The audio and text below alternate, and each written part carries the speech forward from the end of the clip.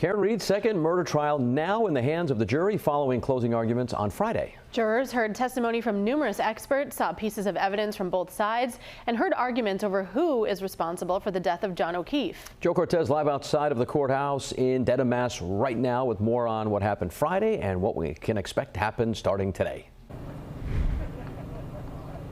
Well, Kate Patrick, good morning. Now, this trial has seen its fair share of developments, but today will be the first full day of deliberation for the 12 jurors that are tasked with making the final decision.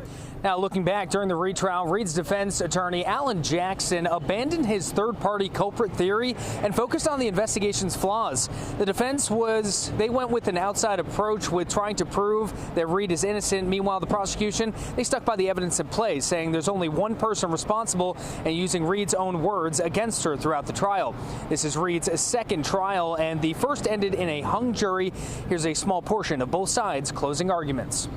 Think about this. Not a single medical expert called by the defense or called by the Commonwealth has testified that John was hit by a car. She got drunk, she hit him, she left him to die. It's that simple. Ladies and gentlemen, there is no doubt what happened that night. There is no doubt who did it. You have a very difficult task ahead of you. Now, the courthouse opens up at about 8:30 this morning. As you can see behind me, I mean, the anticipation of this day, finally, you see all these people showing up for Karen Reed supporters. There's a lot of TV news crews out here, but we'll keep you updated both on air and online. The first trial went 5 days of deliberation. Today will be the first full day, and the only time will tell. We'll see what happens. For now, reporting live in Dedham, I'm Joe Cortez, 12 News. It's a new week in the Karen Reed retrial as deliberations continued today at Norfolk County Superior Court. Prosecution and defense delivered their closing arguments Friday. If convicted, Karen Reed could face life in prison. Joe Cortez is live in Dedham with what Reed's father had to say outside court.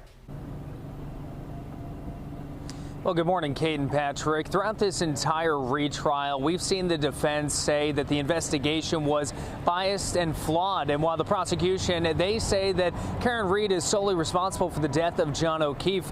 Now, on Friday, the jury began the deliberation, but is continuing today after the closing arguments. The trial is now in the hands of 7 women and 5 men, while 4 women and 2 men have been kept in a separate room as alternates. During the closing arguments, Reed's defense attorney Alan Jackson emphasized the prosecution failed to prove Reed hit O'Keefe with her SUV or had any intent to harm him that night.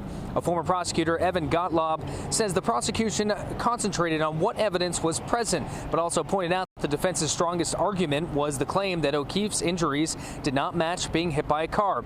Reed's father spoke to reporters Friday about his feelings heading into the weekend. Best Father's Day present for Bill Reed would be Karen Reed totally free, and this nightmare my family can wake up from. Now, Karen Reed arrived at the courthouse about 20 minutes ago, and as you can see out here, her support is across the courthouse, loud and proud, donning their pink as we wait as these jurors try to decide the fate of this second trial. Now, last time the first trial we saw, it went 5 days of deliberation. We will see how long it'll last, but the jurors are in, the court is open, and now everything's in play for a final decision. Reporting live in Dedham, I'm Joe Cortez, 12 News.